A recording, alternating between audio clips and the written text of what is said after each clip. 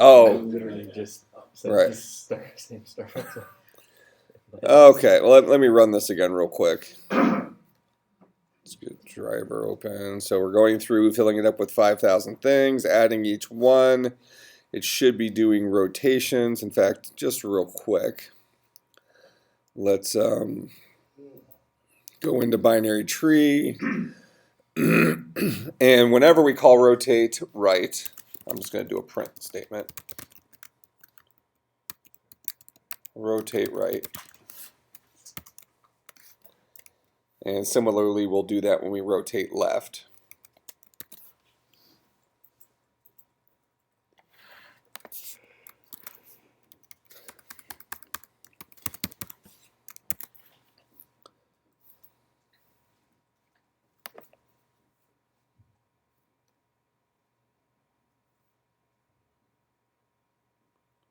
What out of memory error is consumed? What?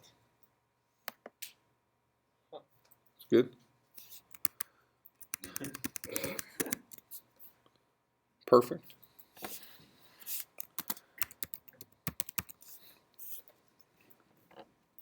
Well, thanks for coming today.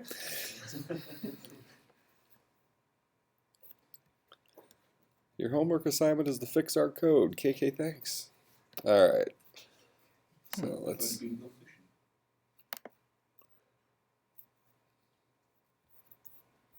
I'm having different bugs, and I don't get why. Who? You're getting the Stack Overflow on the ad now? Yeah, it wasn't. It would get maxed out. That's right. I'm getting completely different. Well, here's our rotate right. Only the very first time we call rotate right does this happen. No, it happens. Oh. I see. Where's my rotate right? Okay, so I mentioned that it has to do with. If you go back to your, why does it rotate right, then rotate left, and then it switches the two to the other side?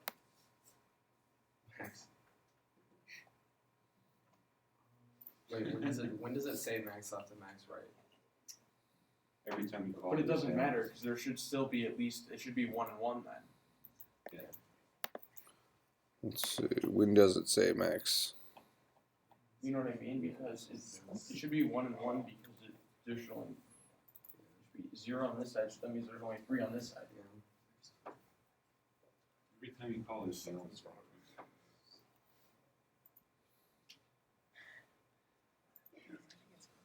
Yeah.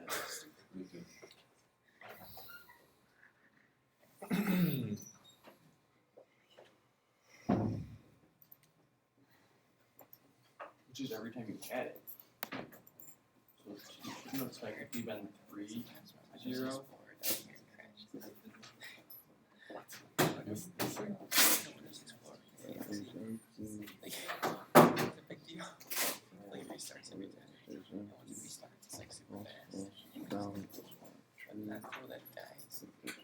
Okay, yeah, actually, it looks like it's working most of the time. Is it just when we rotate right, rotate left? Is that when the issue comes in? All right, so let's look at rotate. See, the note was to check to see to make sure we're setting our children to null. Yes. Oh, is it our children? It's- or the parents? Both pivots and P's children. We need to make sure that. Because I don't think we ever actually state that their children need to be null, if they should be. Okay. If P dot left tree gets put back to null. So let's draw our picture here. All right, so if we have it like this, this is rotate, well, rotate left is going to do what? So we're rotating left about this guy? Well, actually, in this particular case, we need to rotate this right, correct? To get us linear. So rotating this guy to the right is going to have us do what? The B is going to drop down here. Can you push that to GitHub real quick? I messed something up in mine, and I'm trying to figure it out. Oh, hold on. Let me finish this first. Okay. Are we reconnecting that to 8? Well, all we're doing, so we have a tree that looks like this, right? And really it needs to look like this, because now it's out of balance, right? So we have this tree right here, and this tree's out of balance. So we need to rotate this to get out of balance. We know we're out of balance on the right-hand side, but before we can do a trivial rotate where we're rotating left here, we need to rotate right here. Okay, so how do we, what's the steps for rotating right? Find the pivot. What's the pivot? In this example, what's the pivot going to be?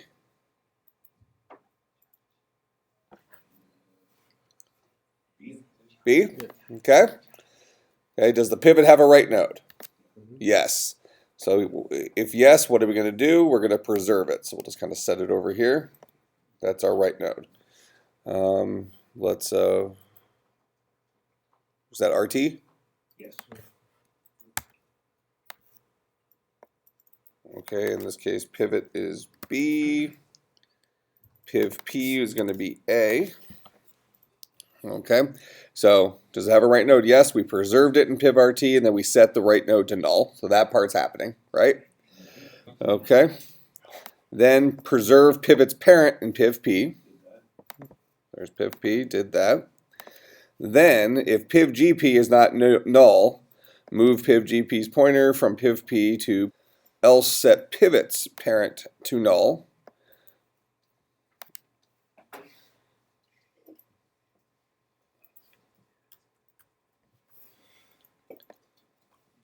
Okay, so that does essentially a disconnect here, right? So this disconnects these two because this guy no longer has a parent. That's fine.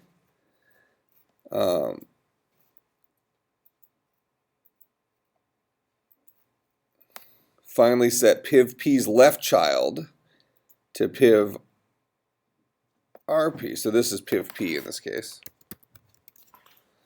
We're going to set his left child to piv RT. Like this, right?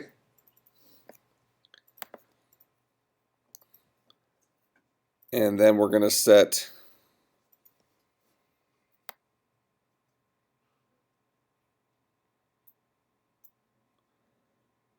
pivot's right child to piv P.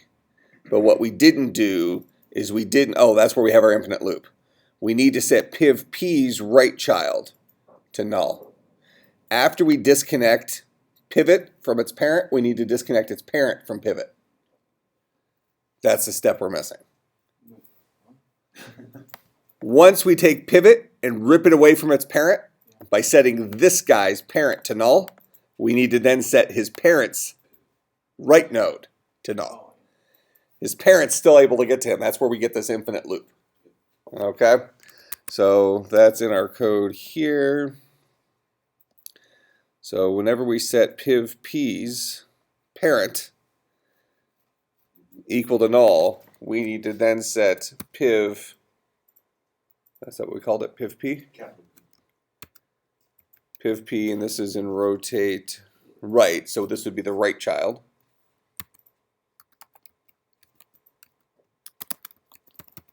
Equal to null. Correct?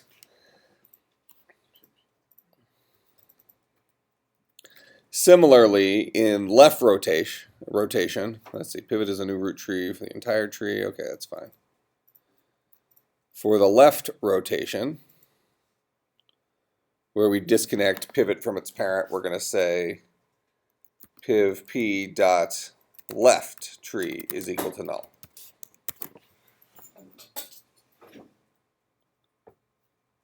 Okay.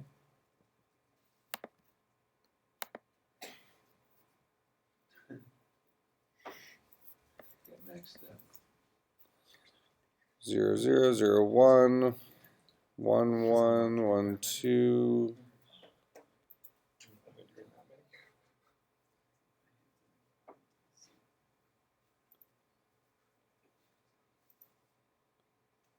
Okay, I feel like our rotation might be working better now.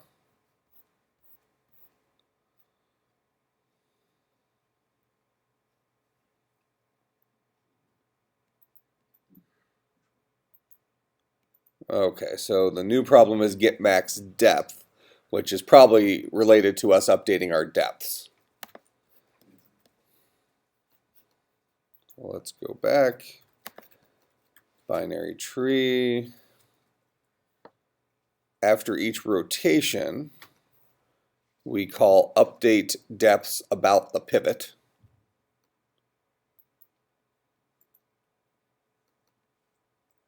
Let's just make sure that that guy makes sense for right now. Let's do that.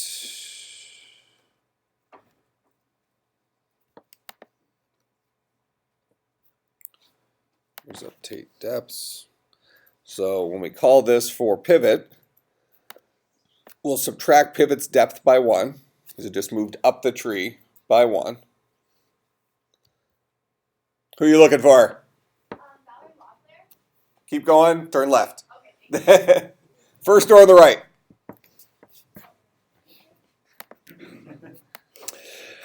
All right, full service shop here. Okay, so update depths.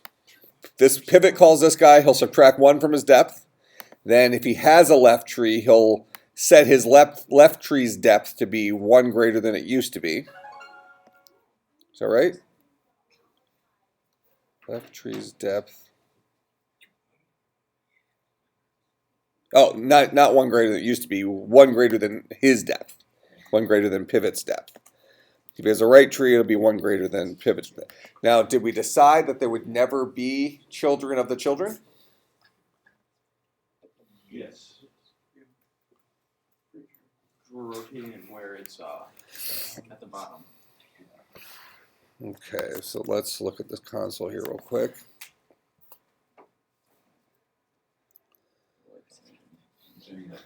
Okay, 285, 289 are our...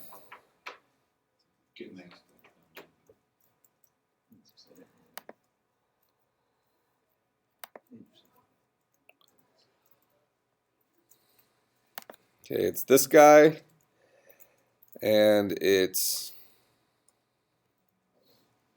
this guy. Okay, so it's calling get max depth, so that means that get max depth is not actually ending in some cases. So if our left tree is null and our right tree is null, return the depth of this guy. If our left tree is null, return the right tree's max depth. If the right tree is null, return the left tree's max depth. Otherwise, return the maximum value of the left tree and the right tree's max depth. Okay. So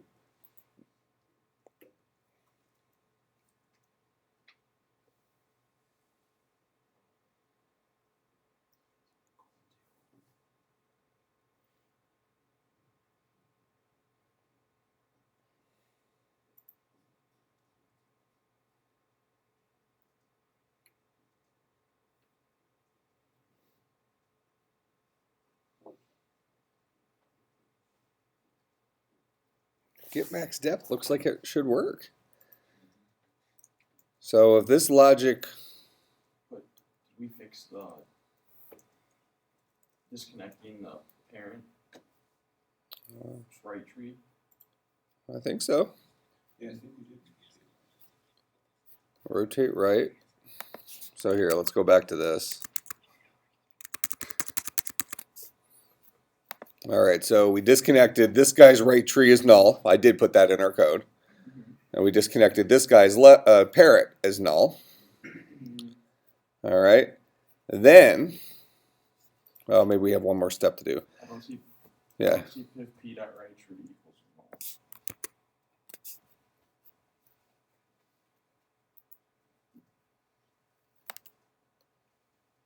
Oh, you gotta make it bottom.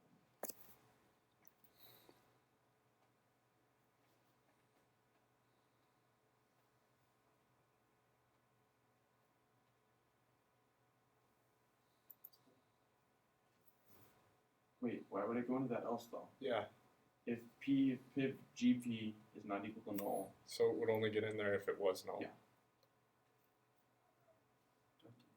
so if you're adding it at the end, then there's always gonna be a grandparent. Oh yeah. So we're not in here. So we do need it here. Yes, but We still need it here, but we also need to deal with it here. Because in this case, we're not setting pivot's parent to null, we're setting pivot's parent to be whoever pivot's grandparent was. But we still need to set pivot's piv p dot right tree equal to null. Still need to do that to disconnect. Otherwise, we still have the loop. We need to do that in the rotate left as well.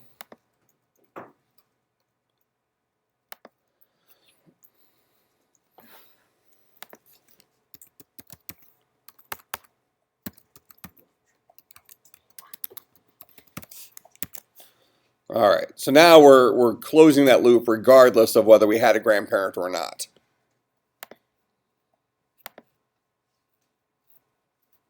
Yep, that was it.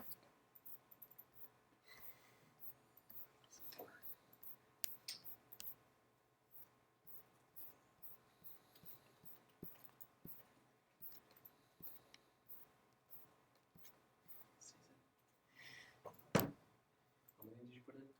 5,000? Isn't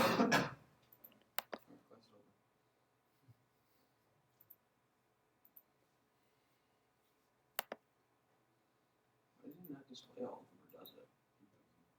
I mean, it doesn't. Oh, we're just doing the max left, max right.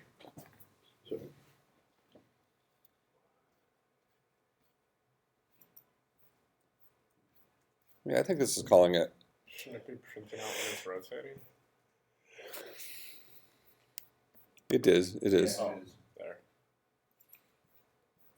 It doesn't rotate for a while.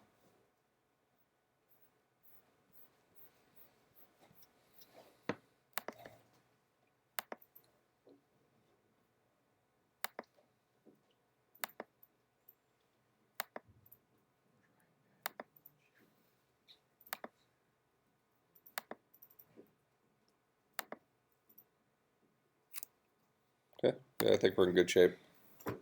So it was all because we had an infinite loop. So we need to update our algorithm here. Set pivot's parent to null.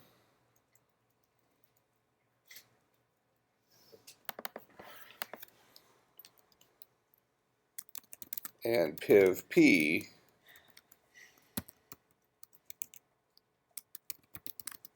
right child to null.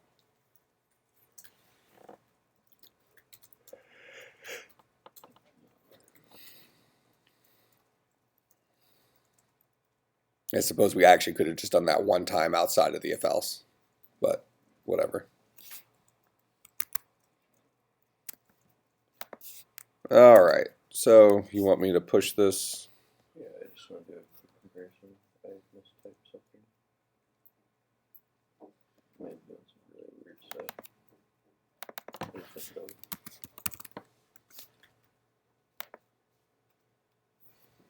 Let's say, was the server still running? Let's see.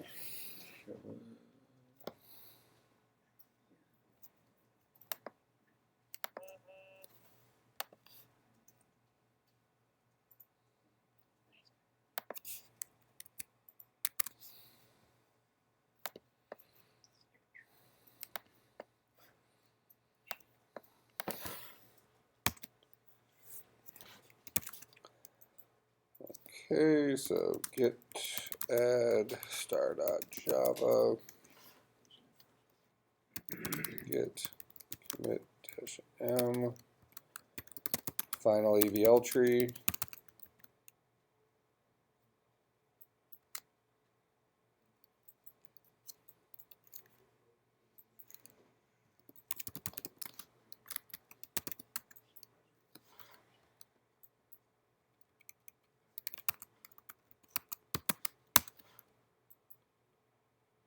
Git push u origin master. Oh, else. Okay, so it should be up there now. See it?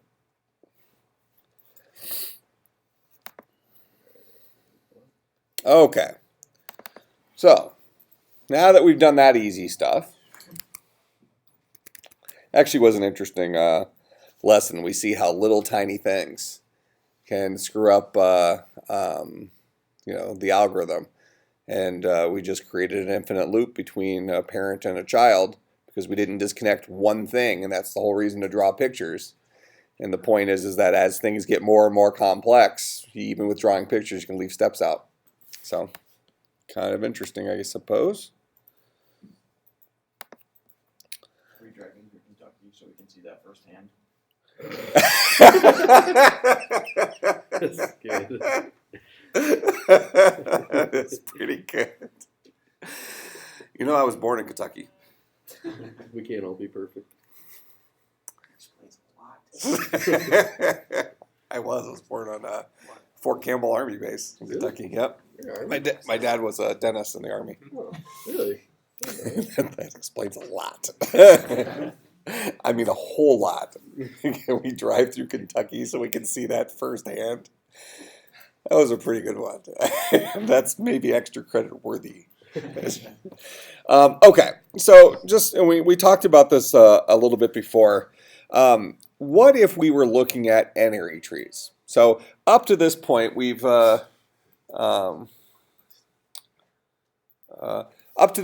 we have dealt with binary trees which have rules in the structure, right?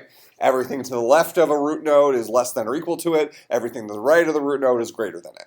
So the tree itself has structure, but it only allows us to have two children. Not a big deal. We're seeing that even in our implementation here, we can add as many things as we want, and the tree just gets deeper and deeper, but eventually it's all spread out and we kind of have a functional tree, right? Okay, so really depth isn't a problem.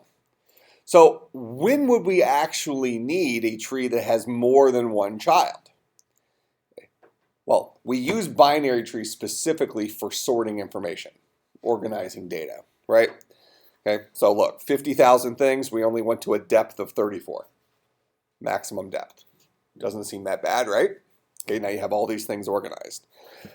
Well, with a n-ary tree where we have more than two children, potentially, we have 0 or more children every node, we're using this to solve different types of problems.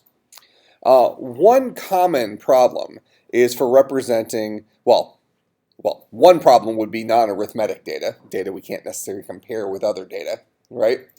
But another thing we might use this for is for something called a syntax tree. Okay, and to give you an idea for a syntax tree, let's do something like this. Let's say that we have the formula A is equal to A times B plus, or let's say minus C. Let's leave it at that. Do a fairly straightforward one. So let's say we want to represent this mathematical formula. Okay, so we have our players here. This is A.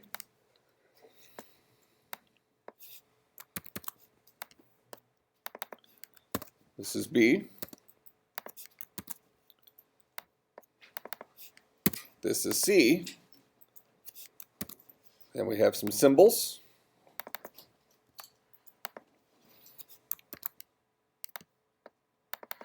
I'm just creating the ones that are useful in what we're doing here. Okay, so these are our Legos that we need for this guy. All right, so at the very top, we have A. A is going to be equal to something. Okay, now what is it equal to? Well, actually, I need some more symbols. I need parentheses too.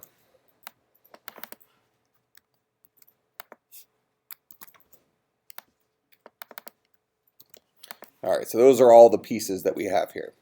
Now, each of these guys is separated. So we have A is equal to what? Whatever comes on the right-hand side of this guy is going to be something that is an expression.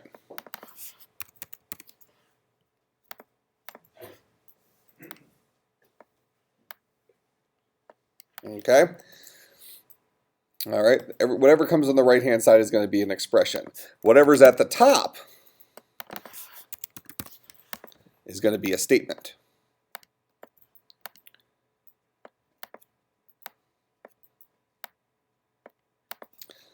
All right, so now we have a statement.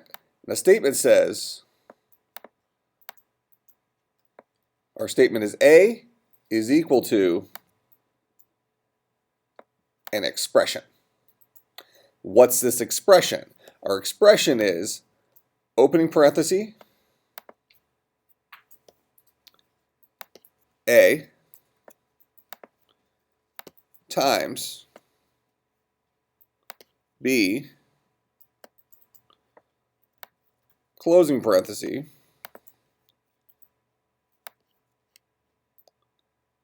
minus C. All right. Well, now, this is an expression. Let's drop it down one more level. Okay. This whole thing is an expression. Can we break this down any more? How will we break this down more? A times B. So is this an expression? Is this really an expression minus an expression? That's what we have here. We have an expression minus an expression. What's this guy?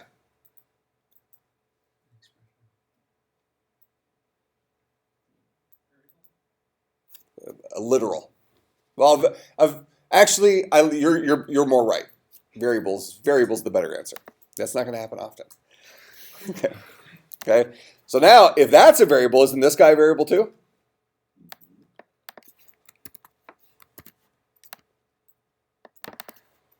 So we have a var, and this var is A. We have a, what's this? This is a,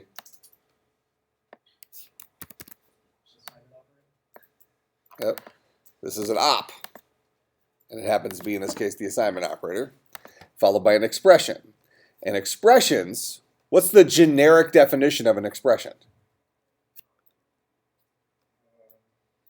If you were to, an expression is going to be something followed by a operator followed by a something. Okay? And maybe in our language here, we might call these math operators. Okay? But for right now, just to keep this without, we're not trying to create an entire language here. Let's just try to keep it at relatively high level. So we're going to say actually that we can see visually this is a var followed by an op followed by an expression. Okay, but that whole thing is a statement. So we have a statement. It happens to be a var definition statement, which is a var op expression. All right, so really, we could even add one more layer here. What kind of statement is this? This is a var def statement.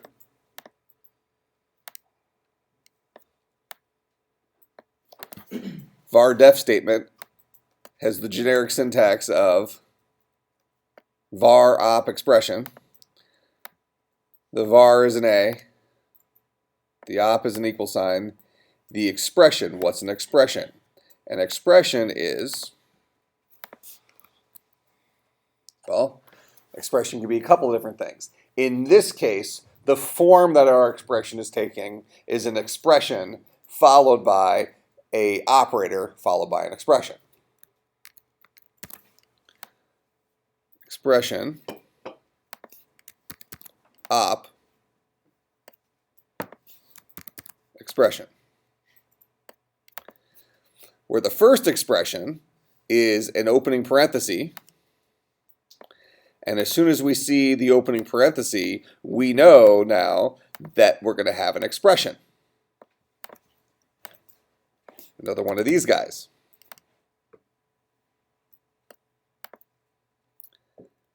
And there's our closing expression. So all this links off of just this expression portion here.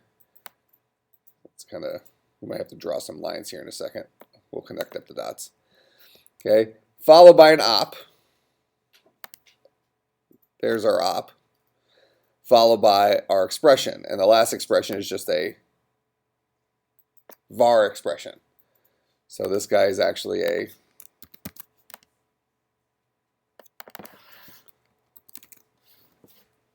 var expression. All right, this guy here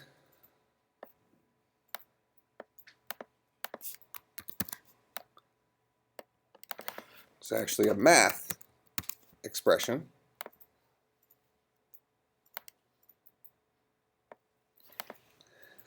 And this math expression is going to be this guy,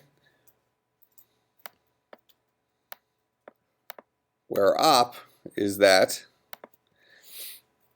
and this guy is a var expression.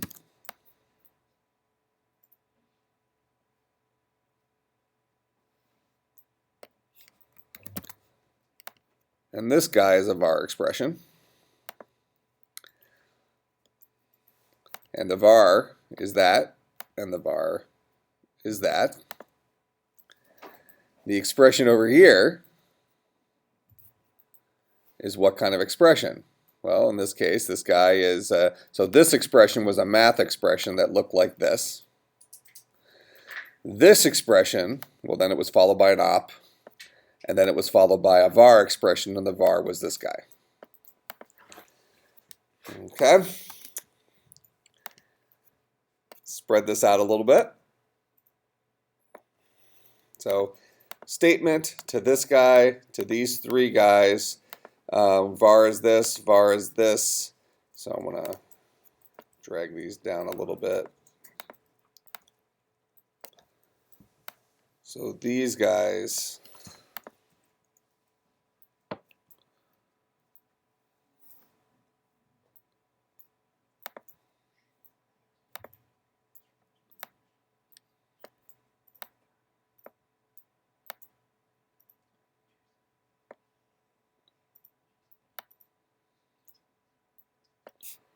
the form this expression took is this form.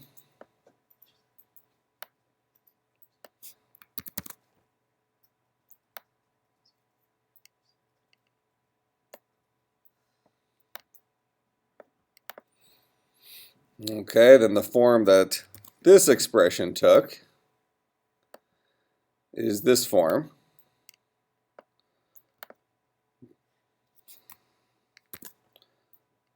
And then this op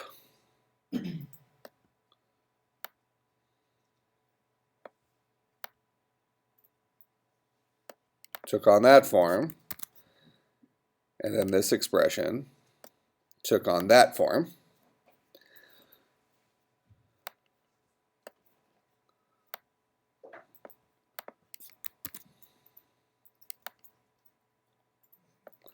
This guy, this math expression, took on the form of, really, we could add another layer in here.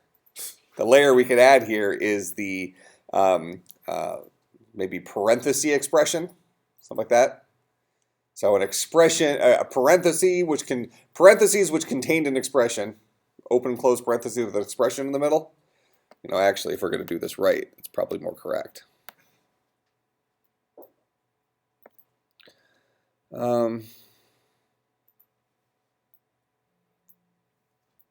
Yeah.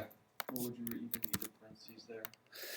You still would. For who's going to use this? Who's going to use this is going to be a syntax parser. So we're going to call this a paren expression. All right. We'll put the little line in there just in case things get crazy here. So the paren expression is going to go here. So it's an open parenthesis followed by an expression followed by an op,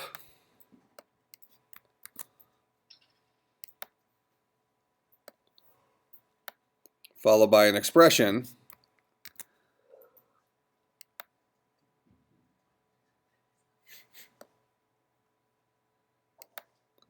followed by a closing parenthesis.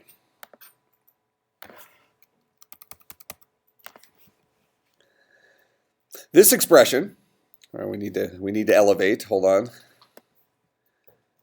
We need more hot air in the balloon.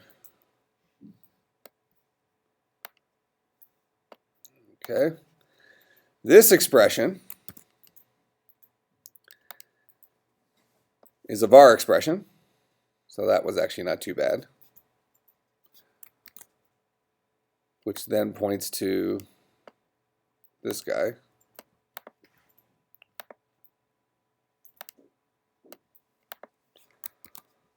This op points to this guy. This expression is also a var expression, which points to this guy. This var expression points to that guy.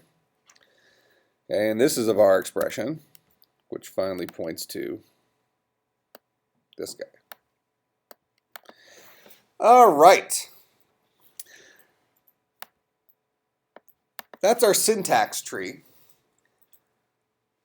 for A equals A times B minus C.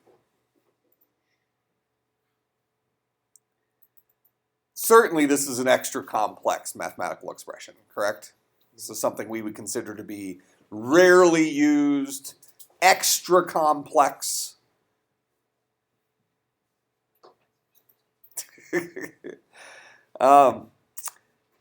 When would this be handy? So I called this a syntax tree. So if you took an input like this and you exploded it into this, why is this handy?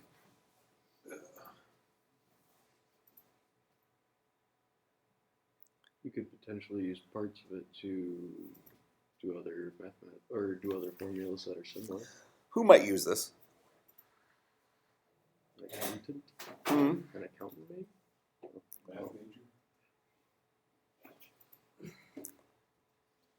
Here, I'm going to replace who with what? Like computer.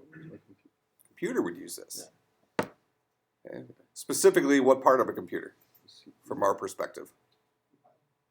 Compiler, or potentially an interpreter, right? Compiler, interpreter, whoever's running our code. When it hits a line of our code in our program, and it needs to interpret that. So really, maybe for us, the interpreter makes the most sense. Compiler is perfectly accurate, but compiler is going to add another layer in there where we actually have to convert from this into assembly code and then actually run it. Okay, where with an interpreter, we can start with this and just interpret it. Right? So most of our modern languages are collections of statements. Java is no different, right? Java is just a statement after a statement after a statement after a statement. Okay? So right off the bat here, now this guy might be part of a larger tree. So when we have our syntax tree, your entire program explodes into a tree. Okay? And you have this tree that if you follow the lines, you eventually get down to the nitty gritty here. Okay? So in this case, we're just looking at a very simple version of this, even though it doesn't necessarily look that simple.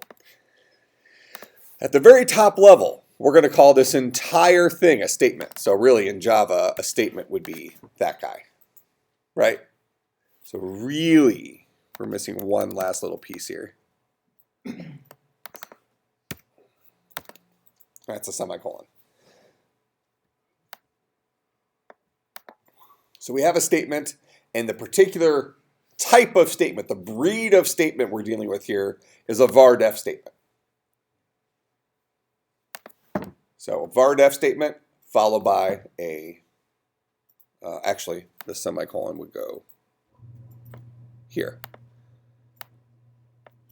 Because by default, not all statements necessarily end with a semicolon. For instance, opening in Java a block notation, opening curly brace, closing curly brace, doesn't end with a semicolon. But that's a statement. It's called a block statement. Okay? So in this particular case, we have a statement. The breed of statement is a Var Def statement.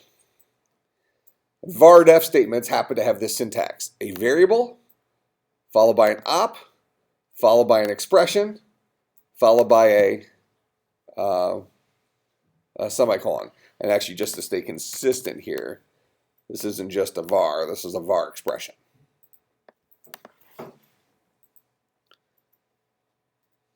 Okay? So our var expression terminates here at a. That's our variable. The op terminates here at the equal. What's on the right-hand side of the op is another expression. That's going to get complex, but following that is our semicolon. So we know that every var def statement has a var expression followed by an op, followed by an expression, followed by a semicolon. Every single one of them, right? So now we're going to explode this one into its details. So our var expression is our variable name. The op in this case is the assignment operator. We might even say that for our var def statement, it's always an equal sign. Isn't that true? For our var def statement, isn't it always a variable expression followed by a assignment operator? Yeah. Okay, so we don't need to generically refer to it as an op. So we have a variable expression followed by the assignment operator, followed by some expression, some kind of expression, followed by a semicolon. Var expression is going to be a. Okay. The expression this guy's going to follow, this would probably be called a. I mean, really, we need another layer in here. We have room. Where? We make everything small.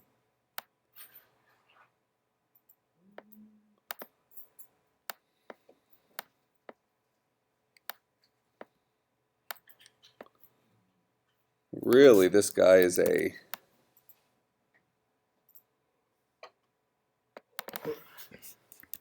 math expression.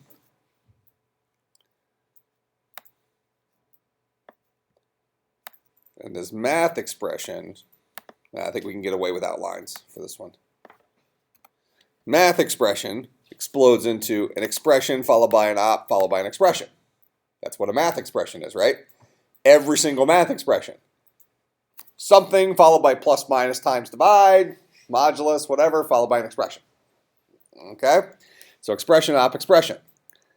Well, this first expression in this case is a math expression. Okay? What kind of math expression is going to be a paren math expression, which is going to have an opening parenthesis, an expression followed by an op, followed by an expression, followed by closed parenthesis. That's what those guys look like. First expression here is going to be a var expression, which is a. The op is going to be one of our mathematical operators. So you could maybe call this a math op, but our language is only contained as math ops, so we don't need to specify. Followed by an expression. That expression is going to be a var expression, which is b, followed by a closing curly brace. So we're still up here, right? So this is the expression followed by an op, followed by an expression, which is our original math expression. Okay, so this whole thing, everything on the right-hand side of our equal sign is an expression. Specifically, this guy is a math expression. What kind of math expression? Well, it's an expression followed by an op, followed by an expression. Specifically, this kind of expression is a parenthesis expression. This kind of expression is just a var expression. So here's our first expression, which is a math expression, which is a parenthesis expression, which looks like this, which contains two expressions. Each of these expressions are var expressions, which ultimately boil down to the variable. This guy is an expression, which turns into a, specifically it's a var expression, which is the name of the variable. If we were building this tree, how would we walk through this line or parse this line and ultimately produce this? What would that algorithm look like? A mess. Well, if we have a language of statements, And I'm telling you that we're just building it, so we're actually making this problem a tiny version of the real problem. Okay, so the only problem we're solving here is I give you a statement. I give you a textual statement in our language. And we need to parse that statement into the appropriately equivalent syntax tree, which is represented as an n-ary tree. And now we should see the reason why we might need n-ary trees, because we took several different directions here, where the number of children in each subsection, the number of children of each tree, potentially had a different number of children, right? All right, so if I give you this string, and we're going to walk through this string and produce this tree, how would we do that? Right off the bat, we know we're dealing with a statement, correct? Root node is statement. Okay? So we know the top level is a symbol statement. Now we have a couple of different types of statements. We have a Var Def statement is one of them. Okay, maybe we have several other statements as well. How did we identify this guy as a Var Def statement? When we define variables in our languages, how do we know something is a Var Def statement? var expression followed by an equals followed by an expression. Okay, well, we're probably walking through this guy one character at a time like we process strings. First thing we run into is A. Okay? So we're building up something called a token. So we're going to grab our first token here. Remember way back when I showed you something called the string tokenizer? No, never did. We never did the string tokenizer in even 250? No. You're lying. No. I've never heard the term token before. Tokenizer? Do like Well, I did say way back when, so I was probably going to introduce it again. Okay. It doesn't really matter for this example. This is a token. Okay, this is a token. That is, we are capturing characters until we run into something of a different type. That is, in this case, we run into something, so we're hitting letters. So letters mean keep capturing. Okay? We definitely did. Remember, yes, I'm going to tell you when we did this. You know, I bet you it's in these notes. No, go for it. Go for Yeah. it. Okay.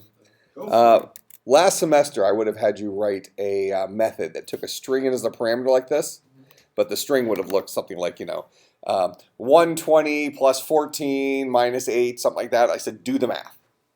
Right? Yeah. Remember that assignment? That was yeah. Yes. Yeah, string parsing. We're doing string parsing.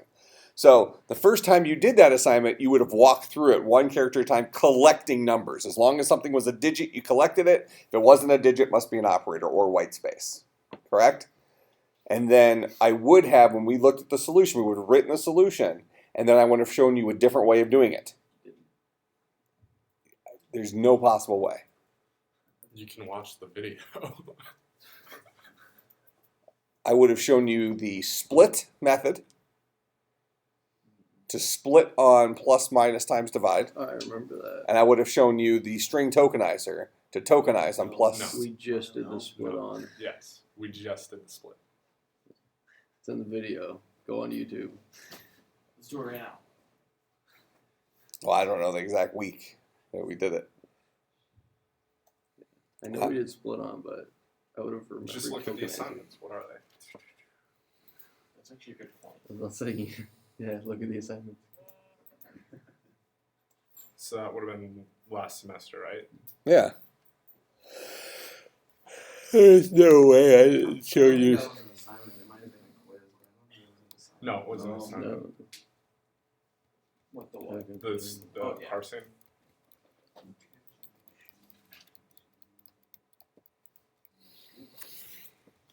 String public class string tokenizer extends object. Is token to Java? Yeah. I googled string. I was a little Okay, scared, here's string actually. parsing. And just nothing. Maybe it did it all in code? It's not like you. Nobody put notes with everything. 250. When I googled string tokenizer. Here we go. It was homework 9. Which one's due when? October 2nd. October 2nd, so So, the date. It was probably the date before that. Then. well, so it had to be the end of. So it had to been October 2nd when we went over it, so it was due that day. Right. It would So be it the. was due that It would day. be the October 2nd video. That's my solution to the homework for it. Right. Okay. So then it would be the October 2nd video that I would have shown you The one, yeah. the string tokenizer when I went over the solution of that. I had to have done it. Let's find this video. Let's go check. Yeah. We're all going to look. Bookmarks.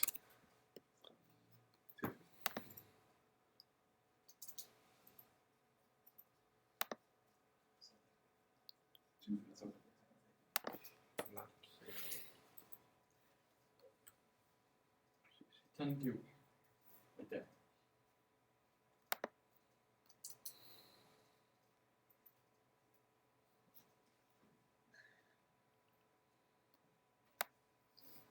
Anything interesting happened in class that day? Do we need volume? Kind of curious now.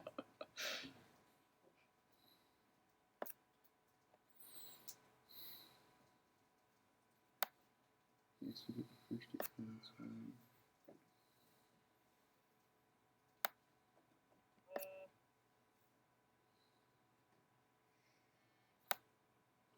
I think somebody just replied all of the email.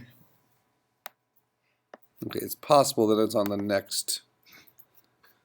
Well, no, it doesn't look like I showed you even the full solution. So let's go. 10-7.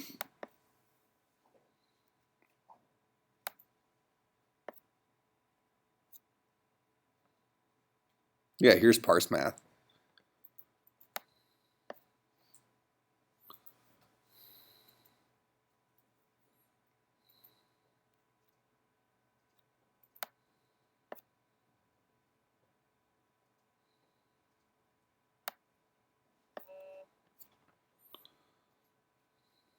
Okay, so this is actually when we're writing the solution.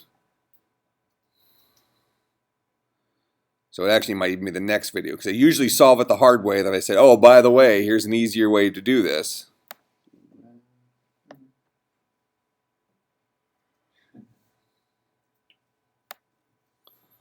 So the 9th? Wait, is that Monday? Tuesday, Thursday, just like this semester. So you get the long weekend. It's working. The homework. We had a couple in a row.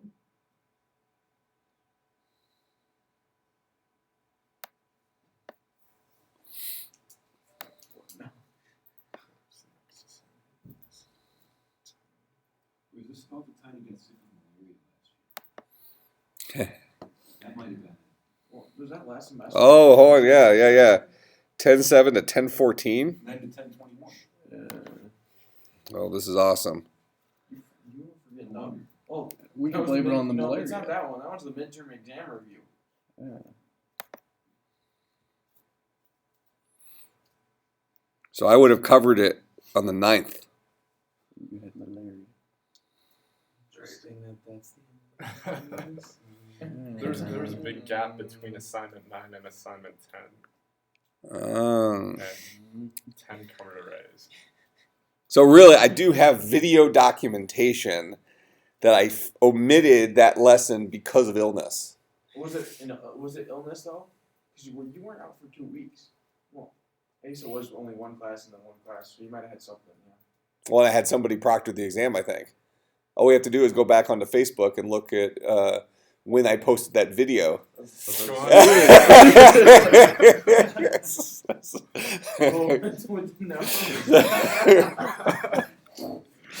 I'm a little concerned how this rotten creamer is sitting right now, because I didn't have breakfast this morning. Let's see. All right. Well, while you're looking that up, let me. Was that October? Oh, you can just go to his videos. Yeah, you should have my videos bookmarked. If you have Windows 8, you can pin it to your home screen, my videos. Most of you have that, right? No. All right. Oh, here, let me go back here to the. Go all the way up to the top. Is it sad that we want you guys to? October 5th, Mongolian beef. Okay, October 5th, you had Mongolian beef. October 15th, you helped. Nothing on there in between, because on the 15th we moved the hot tub, but between the. No, that wasn't when I was sick then. No. Go all the way to the top. Go all the way It to the might have top. been prior to that. You had Go all the way to the top. You want all the way to the top. Why? Just cause. That's why. You can look at his videos. Oh, yeah, I know. I can do that. Where's the video of Video I've of had what? concussions. Why is it Of him with the testing two- my memory? There's no guarantee I'm right. his internet's garbage. All right. So in any case, here, let's finish this. I told you I wouldn't give you homework today, anyways. So let's. That means we still have the opportunity next Tuesday to introduce the string tokenizer. Not a huge deal, but very surprising because usually I cover it. So for whatever reason, whatever reason we missed that date. Did you have the electrician come in that day? That was last year. Spring break. That was spring.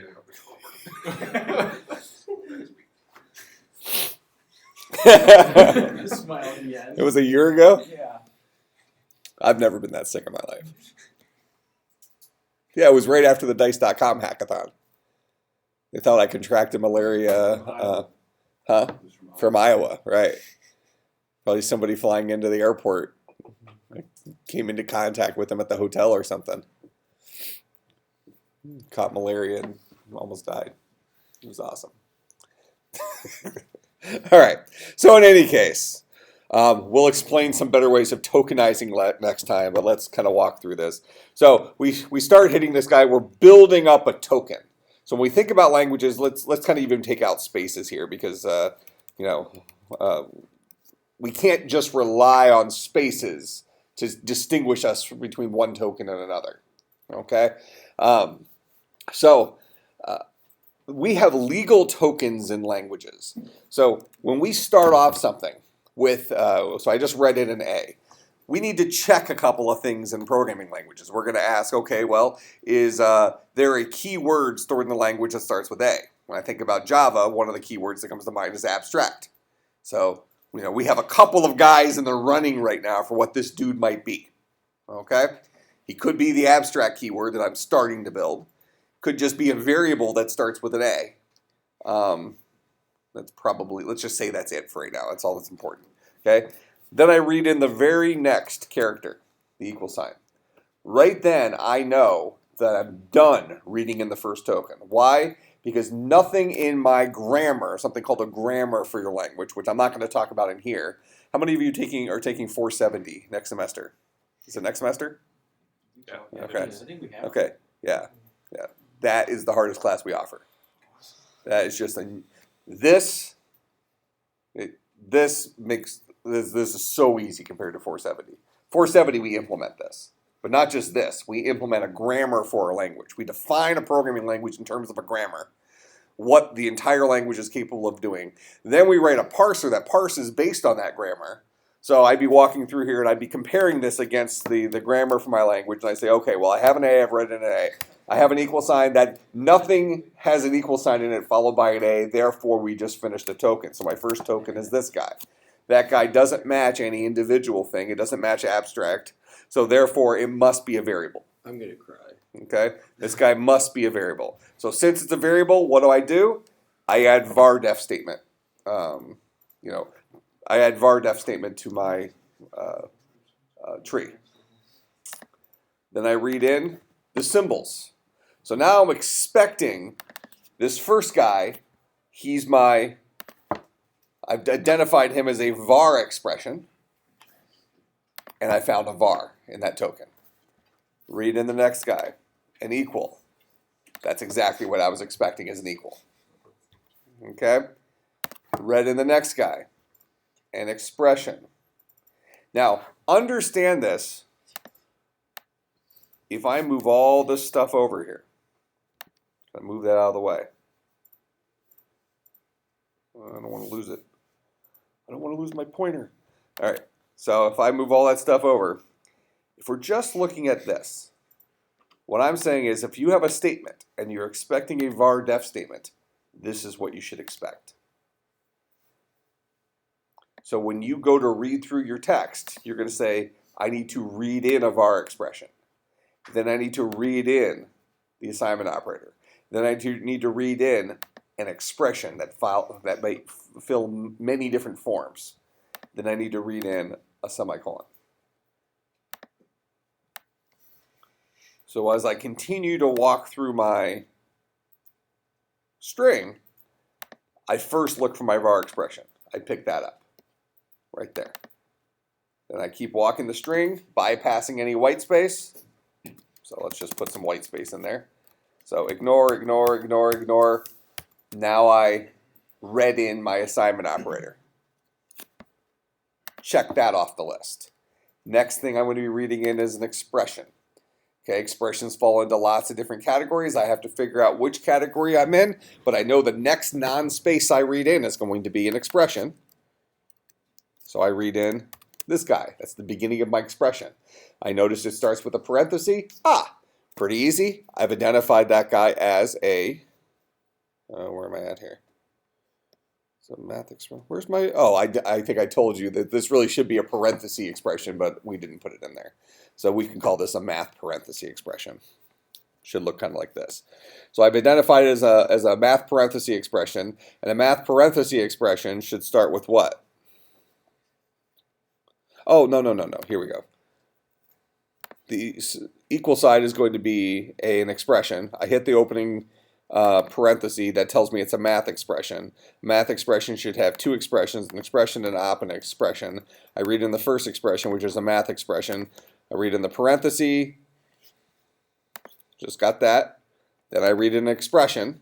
The next thing I read in up to white space is going to be an expression. So that guy's an expression. What kind of an expression? He's a var expression. Specifically, it's the var A. Then I'm going to read in an op. That's my op. Specifically, it's that guy. Then I'm going to read in an expression. That's my expression.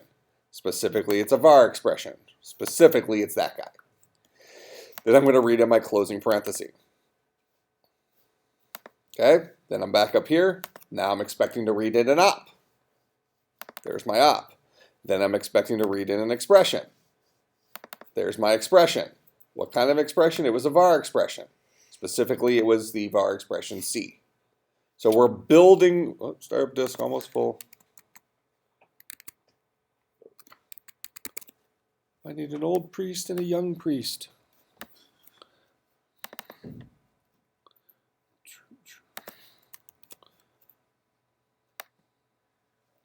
Probably need to clear a couple things off this computer to not have that problem.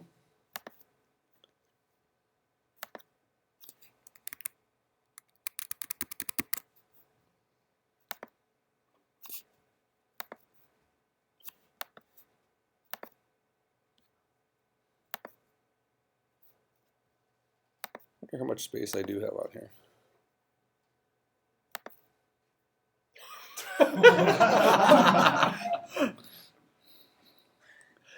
Two point three. Good God, other? It's got to be Dropbox. That's not Dropbox, that's Dropbox. Java file.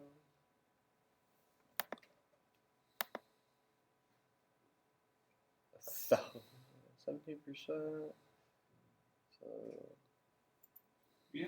yeah, I mean that a lot of that's other. But I think I'm only syncing certain things. Yep. Adobe CS6 hack. It's educational purposes only. I have a copy of that, I think. Adobe CS6 if I can.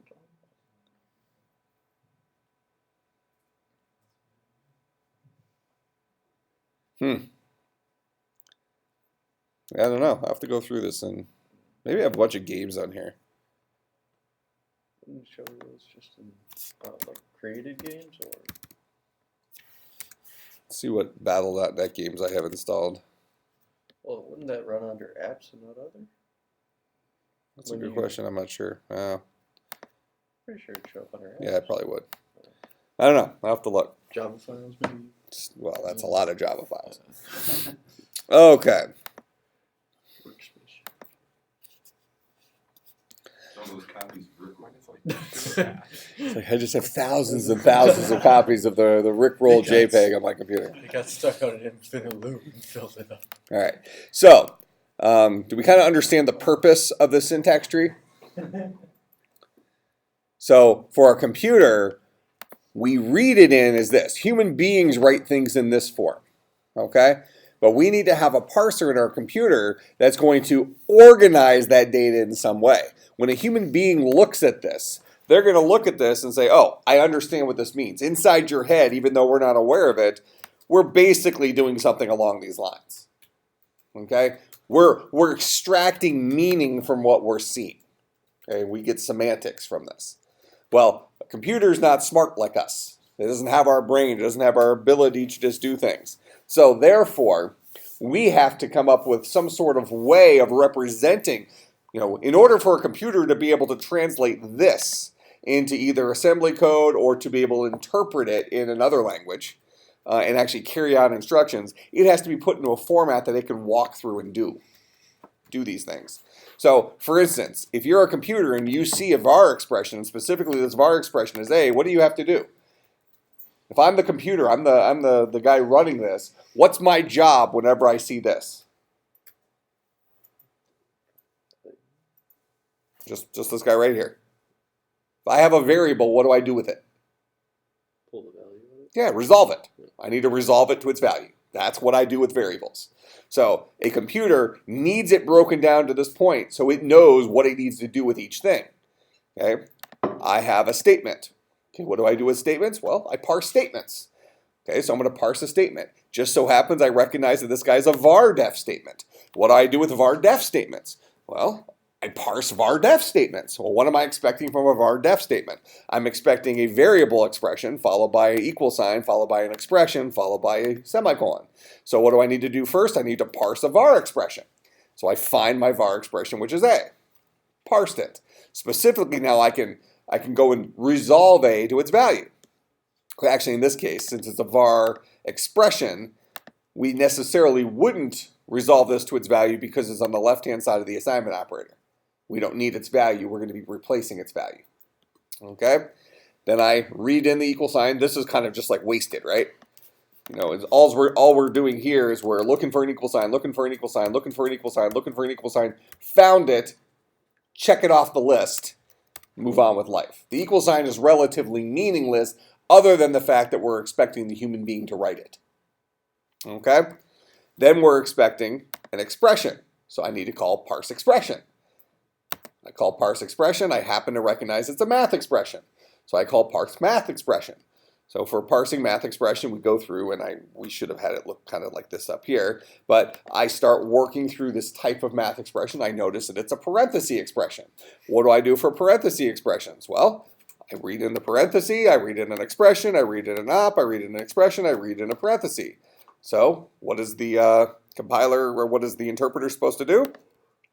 They look for the parenthesis, move past it.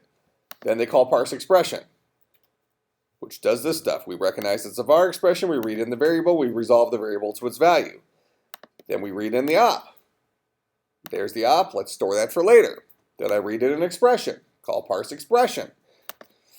Read in, I recognize it as a var expression, read in the variable, resolve it. Then I read in the closing parenthesis. Unimportant for the interpreter, but important for the human being to write. So the interpreter can make decisions about order operations, things like that. Okay, so this gives our computer the paint by number it needs to actually walk through this expression. This tree here tries to emulate the way a human being might walk through this.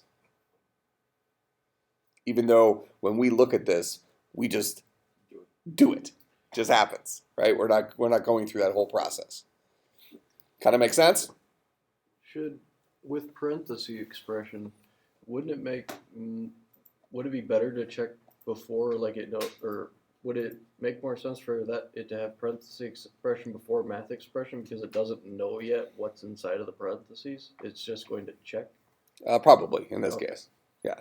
But that ultimately actually comes back to what our grammar is for our language. The grammar is all the stuff our language supports. So, for instance, in a very, very simple language like what we had for our October 2nd, 2014 homework assignment, okay, the entire grammar for our language would be numbers and operators. Okay, those are all the symbols that exist in there, and all we can do is do math stuff. Okay, so very simple language. The idea of parentheses didn't exist. The idea of assigning things to variables didn't exist. It was a very, very, very simple language. Okay, as languages get more complex, you can imagine that the grammar gets very large. You know, we have grammar for all our different loops. For a for loop in Java, what is it? The word for, followed by an opening parenthesis, followed by an expression, followed by a semicolon, followed by an expression, followed by a semicolon, followed by an expression, followed by a closing parenthesis, followed by a statement. That's the grammar for a for loop in Java. Okay? All right, no homework. Remember hackathon, people. Be here in this room at 8 a.m. tomorrow, and we'll start loading cars. Where should all of our cars meet? I didn't send out that email about iPass. Oh. Who has an iPass in here that's driving? So it's just fair who doesn't. Okay, so you have an iPass. You have an iPass. Okay, so what I'll do, make a note. Remind me.